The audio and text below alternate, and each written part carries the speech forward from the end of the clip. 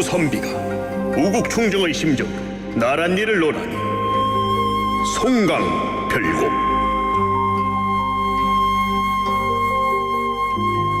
뉴스 파이팅 배드입니다. 4부 송강별곡으로 시작합니다. 여당이 작사하고 야당이 작곡합니다. 송영훈 국민의힘 법률자문위원, 강성필 민주당 국민소통위 부위원장 함께합니다. 어서 오세요. 안녕하세요. 네, 안녕하세요. 저희 PD님께서 굉장히 신경 써서 송강별곡으로 이 별곡 노래까지 준비해 주셨어요. 그럼 여당이 작사하고 야당이 작곡하면 노래는 누가 부르나요? 아, 노래 누가 하죠? 제가 하나요? 네, 그러면 되겠네. 니나노. 아, 죄송합니다. 알겠습니다. 아니, 이렇게 일을 바꿨는데 어떻습니까? 마음에 드십니까? 네, 좋습니다. 열심히 해야겠네요. 알겠습니다. 뉴스 파이팅 네. 시작하는데요. 오늘 최상병 특검법 거부권을 대통령이 행사할 전망입니다. 민주당을 비롯한 범야권은 대통령 앞에서 기자회견을 열고 특검법 수용을 촉구했는데요. 장애투쟁까지 거론하면서 압박 수위를 높이고 있습니다. 어떻게 보십니까? 뭐 야당부터 들어봐야 되겠네요. 이제 대통령께서 이제 10번째 거부권을 행사할 것으로 예상이 되는데요. 네. 저희 민주당에서는 이렇게 표현하고 싶어요. 이게 마일리지가 쌓이고 있다. 이게 마일리지. 좋은 마일리지가 아니라 네. 좀 부정적 마일리지인데, 이 마일리지 쌓이는 거는 뭐 포인트가 사안에 따라서 1포인트부터 5포인트, 10포인트가 있는데, 네. 이 정책과 관련된 건 저는 그 거부권을 행사할 수 저는 충분히 있다고 생각을 해요. 보수와 어떤 진보가 다른 이념이 있기 때문에. 하지만 어떤 권력형 비리라든지 아니면은 그 가족과 관련된 거, 이런 것들은 만약에 거부권을 행사하시면 상당히 부정적인 마일리지가 세게 쌓일 것이다. 근데 이 마일리지가 쌓이잖아요. 네. 그러면 이게 어디로 반영이 되냐면 여론조사로 반영이 됩니다. 여론조사가 반영이 되는데 어디에 반영되냐? 대통령의 국정 지지율로 반영이 되는데, 네. 지금 대통령께서 여소야대를 임기 내내 겪어야 되잖아요. 그렇기 때문에 이 믿을 건 이제 국정 동력은 여론조사밖에 없거든요. 예. 국정 긍정적인 지지율. 예. 근데 이게 과연 좋을 것이냐? 근데 뭐 특검 발의했을 때, 그리고 기자회견 이후에, 그리고 지금까지도 대통령의 지지율이 썩 그리 좋지는 않아요. 그리고 이 특검에 대한 어떤 국민적 반응도 사실 찬성 쪽이 더 많거든요. 예. 그래서 이런 것들을 조금 이번에 장애투쟁을 또 하게 되면 예. 이런 전반적인 내용에 대해서 국민의힘 구성원들도 좀 흔들릴 것이다.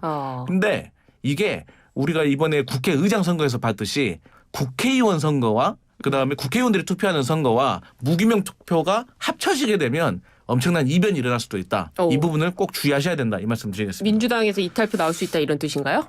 민주당에서도 나올 수 있지만 네. 국민의힘의 이탈표를 나올 기대할 수 수 있다. 네, 어떻습니까? 아니 그런데 네. 민주당이 지금 기승전 특검, 그 특검 만능주의로 치닫고 있잖아요. 예. 이것도 이제 국민들께서 좀 피로감을 느끼실 때가 됐어요. 그리고 이제 최상병 특검법 사안은 우리가 아마 좀 이따 자연스럽게 얘기를 하겠지만 공수처에서 지금 굉장히 속도를 내고 의지를 갖고 수사를 하고 있습니다. 그런 상황에서 공수처 수사를 지켜보기 위해서 제의 요구를 하는 것에 대해서 충분히 이렇게 받아들여질 수 있는 부분이 있다고 생각을 하고요. 예. 그리고 야당이 지금 장외투쟁을 하겠다고 하는데 저는 이해가 안 되는 게 예. 갑자기 2008년 9년으로 돌아간 것 같은 느낌이 들어요. 그 당시에는 민주당 의석이 18대 때 80석대였으니까 뭐 장외투쟁하고 그러는 것 바람직스럽지 않지만은 의견 이해할 수 있는 부분이 있었습니다. 그런데 지금은 192석 갖고 있잖아요, 야권이. 예. 그런 상황에서 무슨 장외투쟁을 합니까? 국회도 패스트트랙에 올리고 직회부하고 네. 본회의 부의간주하고 모든 제도를 다 활용하고 있는 상황에서 그래서 장외투쟁보다 국회 내에서 할 수 있는 정치를 하시라, 그런 말씀 드리고 싶습니다. 그래요. 이재명 민주당 대표는 윤 대통령이 거부권을 활용하라고 한 발언에 대해서 야당과의 전면전을 부추긴 것이다 이렇게 비판을 했는데요. 영수회담 하지 않았습니까? 그러니까 뭐 영수회담을 했었는데 사실 이재명 대표가 15분간 많은 걸 말씀하셨는데 예. 사실 뭐 별로 이렇게 딱히 이루어진 성과는 그나마 이태원 참사 특별법 통과 뭐 이 정도인데요.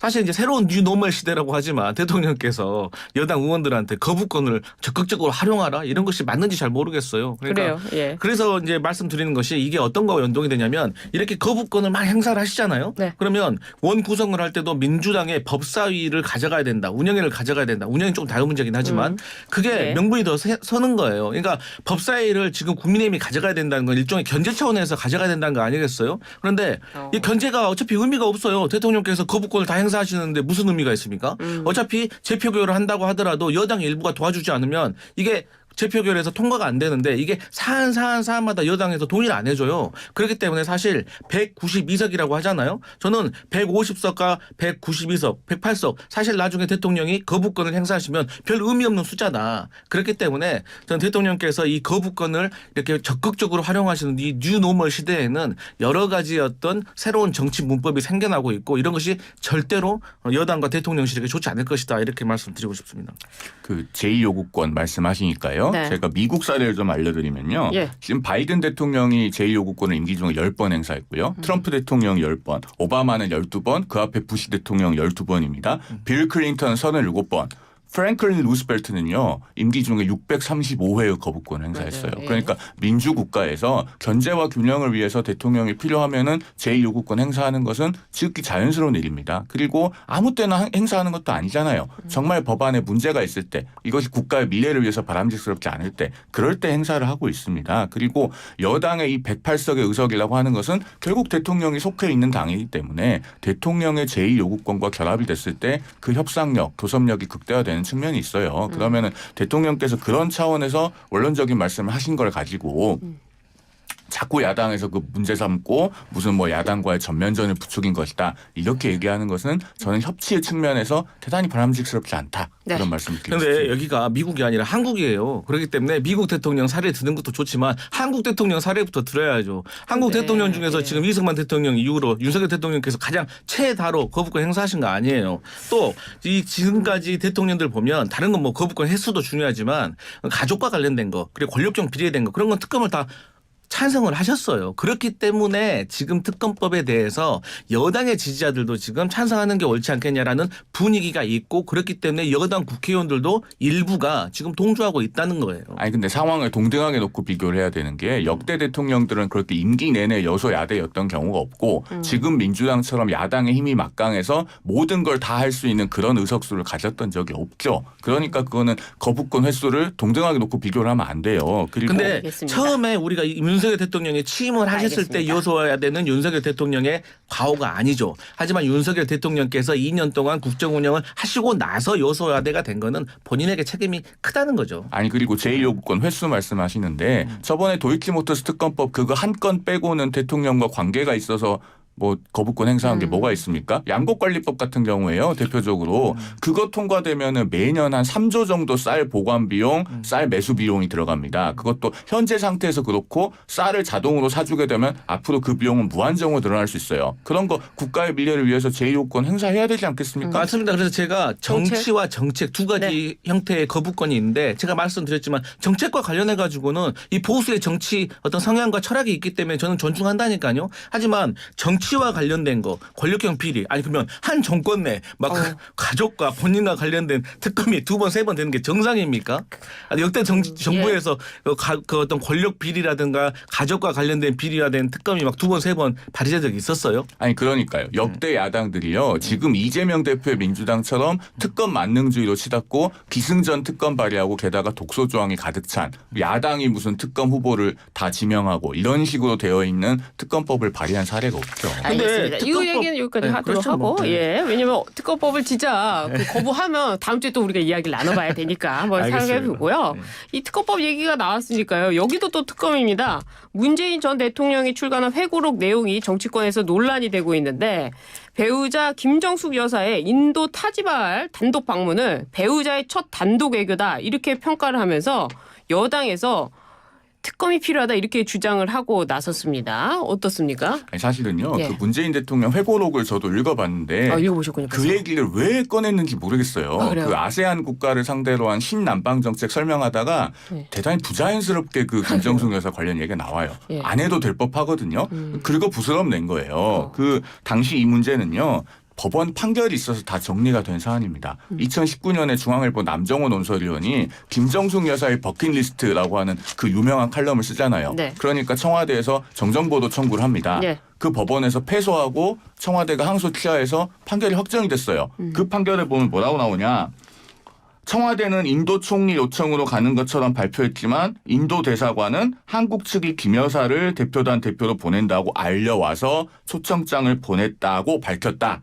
칼럼에 이 내용이 있는데 네. 이것이 그 청와대 발표 내용과 다르다는 객관적 사실을 전달한 것으로 보인다. 법원이 이렇게 판시했어요. 즉 진실한 사실 맞다는 겁니다. 네. 그러니까 이거는 더 논란이 될 사안도 아니에요. 문재인 대통령이 자꾸 긁어 부스럼을 내고 있는 겁니다.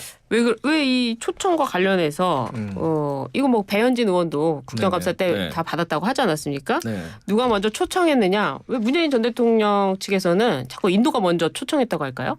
그러니까 저도 이제 청와대에 있었던 인사들한테 한번 취재를 해봤어요. 그러니까 네. 결론이 이런 식으로 얘기를 하더라고요. 인도 모디 총리가 대통령 못 간다고 하니까 그럼 영분이라도 보내달라 이런 내용이 있었는데 사실 이런 것들을 어떻게 다 일일이 모든 속기록이나 그렇게 담을 수가 있겠느냐. 그러면 그 이후에 외교적인 관계에 대해서 한번 살펴보면 되는데 저는 그 주한 대사가 했던 그 보도가 많이 어떤 여당에서 근거로 제시를 하고 있잖아요. 근데 저는 그 내용을 저도 봤는데 내용 보면 인도 측에서 대통령 못 오면 최고위급 인사를 보내달라. 근데 연락이 없었다는 거예요. 한국 정부에서. 그래서 물어보니까 청와대에서 김정숙 여사 가는 것을 검토하고 있다. 그래서 그걸 전달했더니 인도에서 환영하더라. 그래서 나중에 초청장 보내줬다. 이런 내용들이 있는 거예요. 그런데 저는 이제 이런 것에 있어서 결국에 지금 모디 총리가 현재 총리예요. 근데 이런 것을 대통령이 회고록에서 또 이렇게 재차 밝혔는데 어떤 외교하는 과정 속에서 순서의 차이는 있을 수 있겠지만 저는 그 대통령의 영부인이 가셔서 현지에서 연설한 것까지 생방으로 중계를 할 정도인데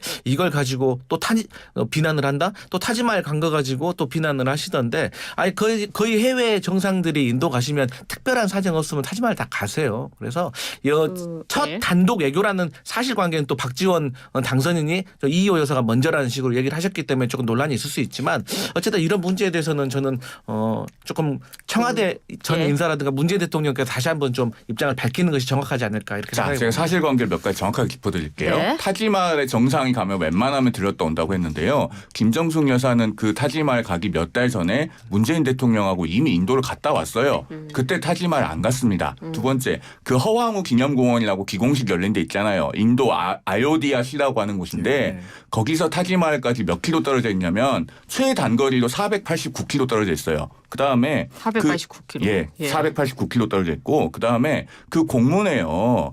그 인도에 있는 우리 대사관이나 외교부는 바보입니까? 김정숙 여사가 참석하기로 돼 있으면 왜 공문에는 장관이 오는 게 좋겠다. 문체부에서 장관이 오는 걸 검토해달라. 이런 내용이 왜 남아있고 김정숙 여사 얘기는 없습니까? 그다음에 인도 외교부 장관이 그 당시에 그 대담을 했던 영상이 남아있잖아요. 우리는 장관 정도 오기를 바랬는데 여사님이 와주셔서 깜짝 놀랐다. 자기들도 예상을 못했다는 거예요. 이런 객관적인 자료들이 다 있는 사안입니다. 네. 근데 이건 배현진 의원도 SNS를 통해서 국정감사를 통해 외교부가 김 여사를 초청해달라는 의사를 인도 측에 먼저 타진한 셀프 초청 사실을 확인했다라고 글을 남겨서 이 부분은 뭐 있을 것 같은데요. 근데 이런 가운데 민주당에서는 공식적인 입장이 없어요. 왜 그러냐면 지금 사실 민주당의 입장이라고 하면 뭐 대변인이라든지 대변인 뭐 박성중 대변인이 언론 통해서 몇 가지를 말씀하셨어요. 제가 방금 말씀드렸던 그 수준인 거거든요. 그래서 제가 앞서 말씀드렸지만 이 문제에 대해서는 사실 이재명 지도부가 뭐 그때 당시에 뭐 청와대에 있었던 것도 아니고 잘 모르잖아요. 사실관계가 중요한 내용이기 때문에 그래서 저는 당시에 청와대에 책임이 있었던 분 뭐 예를 든다면 뭐 지금 민주당 소속으로 뭐 고민정 의원이라든지 아니면은 뭐 박수현 뭐 당선인이라든지 아니면 청와대에서 그 문재인 대통령을 보좌했던 그 외교부 라인에서 저는 대응을 하는 것이 맞다 이렇게 생각합니다. 이렇게 되면은 문명연대, 문재인 이재명 연대가 종료되는 걸로 보이는 거 아닙니까? 근데 문명연대는요. 저는 이미 총선 때 깨졌다고 봐요. 임종석 전 실장이 컷오프 되면서 깨졌다고 보고 저 총선 막판에 문재인 전 대통령이 선거 지원을 하긴 했지만 그것은 이재명 대표를 위한 것이 아니고 문 전 대통령 본인의 정치적 입지를 위한 것이었다. 저는 그렇게 봅니다. 그렇군요. 이런 가운데 윤 대통령의 부인 김건희 여사가 공개 행보를 이어가고 있습니다. 여사님들의 소식이 많이 나오고 있는데요. 공개 행보 어떻게 보셨습니까? 네, 저는 어려운 문제인 것 같아요. 왜냐하면 영부인이 해야 될 역할들이 있어요. 근데 이제 대통령의 영부인으로서 해야 될 역할들을 본인의 개인과 관련된 의혹 때문에 하지 못한다는 것은 우리 국격으로도 좀 손실이 있는 거고 어떤 상대 외교 부부 정상이 왔을 때도 저는 마땅치가 않다고 생각을 해요. 그렇기 때문에 야당에서 과거에 김건희 여사와 관련된 의혹에 대해서 빨리 혐의가 없다고 생각하면 빨리빨리 털고 넘어가라고 했던 것이 이러한 우려 때문인 거거든요. 근데 그럼에도 불구하고 어쨌든 김건희 여사가 김자맹 끝에 최근에 공개 행보를 하시잖아요. 근데 이 공교롭게도 중앙지검에서 김건희 여사와 관련된 수사팀이 거의 해체되다시피 한 이후에 일어난 거거든요. 그렇기 때문에 야당으로서는 이번 새로운 중앙지검의 어떤 수사팀은 수사 지도부는 김건희 여사와 관련해서 제대로 수사를 할 수 있을까라는 의심을 갖게 되고 하여튼 그거와 별개로도 저는 김건희 여사가 어쨌든 대선 후보 시절에도 내조에만 전념하겠다고 그 약속을 하셨잖아요. 근데 어떻게 보면 그 약속을 깨고 나오신 거기 때문에 이러한 부분에서 조금 공식적으로 조금 멘트가 있으면 좋겠다. 국민들도 뭔가 좀 납득할 만한 어떤 설명이 있어야지 그런가 보다 하고 넘어갈 수 있을 거 아닐까요? 저는 이렇게 생각해 봅니다. 자, 대통령 배우자의 역할 자체에 대해서 비판한다면은 그런 야당의 비판에도 일부 수긍할 수 있고 일리가 있는 부분도 있을 수 있어요. 예를 들면 어떤 의전이나 또 국제 외교상의 관례상 필요한 역할에만 집중하라. 라고 하는 거면 저는 일면 이해할 수 있는데 그게 아니고 지금 검찰 인사를 갖고 얘기를 한다면은 저는 그 타이밍을 갖고 자꾸 끼워 맞추려고 한다는 인상을 받아요. 그러니까 타이밍에 아쉬운 부분이 있는 것은 맞지만 이 검찰 수사라고 하는 건요. 기록을 없애지 않는 이상 사건이 없어지지 않습니다. 그리고 그 기록에 나와 있는 증거들은요. 다 그대로 따라가게 돼 있어요. 검사가 누가 바뀌어도. 검사들은 원래 정기 인사를 받아서 전국의 인지를 돕니다. 그렇다고 해서 사건의 결론이 바뀌고 결과가 어떻게 달라지는 게 아니에요. 이 그 명품 가방 문제나 이런 것들은요. 사건이 굉장히 단순하고 명료합니다. 기록을 보면 누구나 쉽게 파악할 수 있고 이 검사들의 자존심 문제예요. 저는 그 문제가 그렇게 뭐 어떻게 달라질 거라고 생각하지 않습니다. 그래요. 알겠습니다.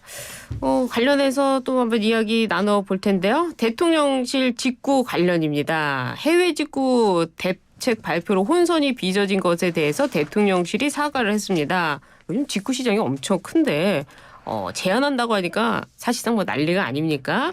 정책 실패 교과서에 들어갈 만한 지적이 있다고 나오는데 어떻게 보십니까? 그러니까 이제 윤석열 정부 들어서 사실 이제 이렇게 오락가락 그러니까 어떤 정책에 대해서 발표를 했는데 혼선이 빚어져 가지고 다시 철회하는 사안들이 많이 있었어요. 이미 많은 언론에서 그 사례에 대해서는 구체적으로 언급했기 때문에 제가 더 이상 말씀드리지 않겠어요. 근데 어떤 언론이니까 이런 비유가 있더라고요. 샤워실의 바보. 이게 무엇이냐? 샤워기를 틀었어요. 뜨거운 물로 확 틀었는데 뜨거운 물이 확 나오니까 놀래가지고 다시 찬물로 확 트는 거예요. 그러니까 또 놀래가지고 다시 뜨거운 물로 트는 거예요. 그러니까 오락가락 한다는 것을 경제학적으로 원칙이 없다고 이렇게 비난하는 건데 정말 적절한 것 같아요. 그러면 이런 일이 왜 계속해서 일어나느냐? 그러면 이 고민이 많이 부족한 것 같아요. 그리고 당정 협의가 없었다는 점, 그리고 어떤 국민들의 의견을 수렴하는 절차가 매우 조금 부족하다는 점. 그리고 또 저는 일례로 윤석열 대통령께서 R&D 예산과 관련해 가지고 삭감을 하라고 하셨다가 이제는 또 국민적인 여론이 일어나니까 또 예타를 하지 말라고 했다가 이러한 것들은 정말 좀 정책적으로 오락가락하는 거 국민들이 너무 불안해한다 이런 말씀 드리고 싶습니다. 그 여당의 많은 유력 정치인들도 지금 지적을 하고 있듯이 정책 추진 과정상에서는 분명히 짚어볼 부분이 있어요. 이 직구 시장이 지금 1년에 한 6조 7천억 원 된다는 거 아닙니까? 그리고 우리 국민들은요. 이 인증을 통한 어떤 그 구매 제한에 관해서는 굉장히 민감하게 받아들일 수밖에 없는 역사가 있어요. 과거에 그 유인촌 문화부 장관 아이패드 사건 있지 않습니까? 2010년에 당시 아이패드가 전파 인증 받기 전이에요. 유인촌 장관이 아이패드를 들여와서 공식성상에서 쓰다가 이렇게 카메라에 찍히잖아요. 그래서 전파 인증 안 받았는데 장관은 어떻게 쓰고 있지라는 논란이 빚어졌고 그때 계기로 마련된 게 전파 인증 안 받아도 1인당 1기기까지는 그 판매하지 않을 목적으로 들여와서 사용할 수 있게 된 겁니다. 그런 역사가 있기 때문에 국민적으로 굉장히 민감할 수 있는 문제예요. 정책 추진을 훨씬 더 신중하게 했어야 되고 소통도 충분히 했어야 되고 국민 여론 수렴도 많이 거쳤어야 되는 건 맞습니다. 그런데 좀 듣고 야당이 비판하는 건 참 쉬워요. 그런데 지금 알테시의 공습이 막강하잖아요. 알리, 테무, 시인 이 공습이 막강한데 그러면은 그 어떻게 우리 산업을 보호할지에 대해서도 같이 대안을 고민을 해야죠. 그러니까 인증이라고 하는 거는요. 우리가 검역 주권이라는 게 있지 않습니까? 검역 주권이 있듯이 인증 주권이라는 것도 있는 거예요. 그 인증을 통해서 자국 산업, 특히 중소기업을 보호하는 측면도 있기 때문에 그 정부의 의도가 나쁜 게 아닙니다. 이것에 대해서는 야당도 어떻게 우리 중소기업과 공산품 산업을 보호할 것인지에 대해서 함께 좀 머리를 맞대주시면 좋겠다 그런 말씀드립니다. 확실히 근데 이 오세훈 시장도 그 얘기를 했어요. 예, 모든 정책에는 순기능과 역기능이 있는 거 아니냐. 그런데 또 여당의 중진들이 좀 참전하는 걸 보고 여당의 야당이 돼야지 야당보다 더한 사람이 돼서는 되겠는가 또 이렇게 또 비판을 했거든요. 다른 당이긴 하지만 어떻게 보십니까? 근데 저는 이제 지금 현재 KC 인증을 전면 금지한다 이런 것들 때문에 수입 철회하는 것에 대해서만 좀 초점을 맞춰서 비난을 막 하고 있는데 저는 사실 이 자국 산업에 대해서 보호도 필요하고 말씀하신 대로 중국산이 많이 들어왔을 때 어떤 유해물이라든지 발암물질이라든지 이런 거 되게 안정성을 절대 간과해서 안 된다고 생각을 해요. 그래서 이번에 정부의 정책 중에서 사실 저는 방향은 저는 맞다고 생각을 해요. 다만 의견 수렴이라든가 조금 조율하는 것이 미흡했지 어떤 방향성은 분명히 어떤 정부의 역할이 맞다고 생각을 해요. 그런 차원에서 봤을 때는 오세훈 시장의 저는 발언도 일견 타당하다고 생각을 해요. 그러니까 이 업무적으로 실무적으로 정책에 대해서만 말을 한다면 보완되고 이거 추진하는 거는 맞는 거고 사실 중국에서 지금 경기 부양시키려고 막 공산품 찍어냈다가 덤핑으로 지금 다 수출하고 있기 때문에 그렇게 되면 우리나라의 어떤 자국 산업도 보호해야 되잖아요. 그런데 다만 이게 좀 정치적으로 좀 흘러가서 여권의 잠재적인 대권 주자들이 이때다 싶어가지고 막 공격을 하고 있는 것 같아요. 그러니까 뒷서거니 앞서거니. 예. 그래서 이런 것들은 그러면 그 전에 이런 것들이 결정되기 전에 그러면 본인들이 좀 나서서 이미 5월 16일 날 나온 내용인데 여기에 대해서 먼저 선제적으로 정책적으로 좀 지적을 할 수 있었을 텐데 좀 정치적으로 여권 주자들이 좀 대응하는 것 같아서 좀 아쉽다. 어떻습니까? 한마디 덧붙이면은 그래서 저는 유승민 전 의원의 페이스북 내용에는 조금 동의하기 어렵더라고요. 왜냐하면 그 글에는요 뒷부분에 뭐가 있냐면 다른 국가에서 인증을 받은 것에 대해서 우리나라도 상호 인증을 통해서 인정을 해주자. 라는 취지의 내용이 있어요. 예. 그런데 그거는 한 걸음 더 나아가면 굉장히 위험한 것이 그 유승민 전 의원은 뭐 미국, 호주 이런 거 얘기를 들었는데 그러면 중국도 해줘야 돼요. 최대 그렇죠. 교역국이거든요. 네. 그러면 중국에서 인증받으면은 우리 정부에서도 KC 인증에 준해서 인증받은 것처럼 간주해줘야 된다는 얘기가 되는데 예. 그러면 우리 국민의 안전에 중대한 영향을 미칠 수 있어요. 그러니까 이런 건 굉장히 신중하게 얘기를 해야 되는데 예. 마치 우리의 인증 주권을 내려놓는 것처럼 얘기가 나가면 안 된다. 네. 그래서 유승민 전 의원의 그 메시지는 좀 아쉬움이 있습니다. 저는 한마디만 좀 덧붙이면 네. 유승민 전 의원 페이스북을 제가 봤는데 마지막 글에 이제 오세훈 시장과의 설전인데 결국은 정책이라든지 내용은 좀 어디로 가버리고 그러면 정부에 지금 처리한다는 것이 옳지 않다고 말을 해라. 뭐 이런 식으로 좀 접근을 하시더라고요. 그래서 조금 이런 것들은 정책이 중요하고 국민의 안전이라든가 자국의 어떤 산업이 중요한 건데 온데간데 없이 정치적 설전으로 이렇게 접근하는 것은 조금 보기 좋지 저는 않다. 궁금한 게 하나 있어요. 네. 이재명 대표는 이 주제에 대해서 입장이 뭐예요? 왜 입장이 없어요? 이재명 대표요? 예. 그건 제가 안 물어봤는데요. 네. 아, 당 저도 입장이 없군요. 네, 아직 저희 민주당에서는 네. 딱히 이게 여기에 관련된 구체적인 입장은 발표하지 않는 걸로 알고 있습니다. 아, 그렇군요.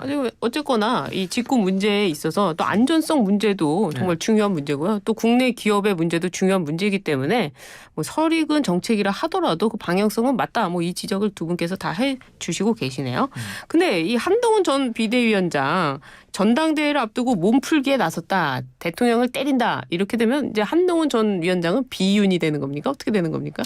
굉장히 지금 섬세하게 아이템을 선정한 것 같아요. 그래요. 보면은 네. 20대에서 40대까지가 많이 관심을 갖고 있는 이슈잖아요. 예. 그리고 이게 비정치적 이슈예요. 그리고 대통령께 보고된 사안이 아니기 때문에 이걸 비판을 한다고 해서 정면으로 대통령에게 반대한다는 느낌. 그러니까 반윤이라는 느낌은 또 안 주는 거예요. 예. 그리고 그 페이스북 글에 보면은 저도 직구를 가끔 하는데요. 그 문장 있잖아요. 예. 그러면은 굉장히 대중의 공감을 얻고 싶은 거예요. 잘 보면은 굉장히 정교하게 세팅된 그 메시지이자 아이템이고 예. 그러면은 한동훈 전 위원장은 전당대회에 저는 99% 등판할 걸로 봅니다. 아, 어떻습니까? 네, 저도 뭐 변호사님 말씀하신 것처럼 등판은 100% 그래요 99% 정도 되는 것 같은데요. 저는 개인적으로 한동훈 전 비대위원장 등판하지 않는 게 좋다고 생각을 합니다. 왜요? 그러니까 본인이 어쨌든 간에 선거에 패배했다는 거는 본인이 부족한 점도 있다는 거 아니겠어요? 근데 네. 선거 끝난 지 40일 됐는데 그러면 그 모든 정치도 사실 전문적인 영역인데 그렇죠. 공부가 다 끝난 거예요. 그리고 그 다음에 이제 또 지방선거를 또 지휘를 해야 될 당대표가 될 수도 있잖아요. 그러면